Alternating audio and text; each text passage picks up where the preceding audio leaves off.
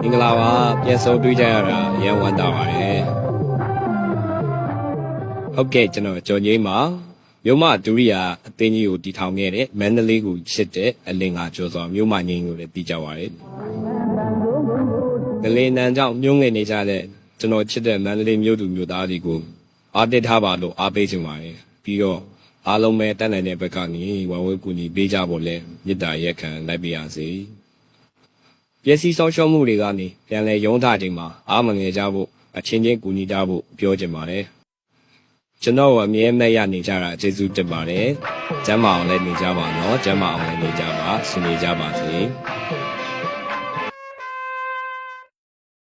မြို့မဒုတိယဖွဲ့စည်းခေတ်ဆက်ဆက်တည်ရှိနေလို့လည်းဝမ်းသာရတယ်တီထောင်လုံးကဥတော်လုံးရဲ့ကျေးဇူးတွေပါတာပေါ့မန္တလေးမြို့ကအရက်သူရက်သားတွေရဲ့မတီးပေးတဲ့ရမုံငွေတွေနဲ့တီထောင်ခဲ့ရလို့မြို့မဆိုပြီးဖြစ်လာတာကျွန်တော်ရေးသားတည်ကုန်းခဲ့တဲ့ဒေသချင်းတွေအခုချိန်နေနှလုံးသားမှာရှိနေပြကြတာသိရလို့ဝမ်းသာပီတိဖြစ်ရတယ် A1 တက်ပြခက်မေရှင်လို့လေဘာဒီမမြရင်းလို့လည်းတတိယမိတယ်ကျေးဇူးတင်ပါတယ်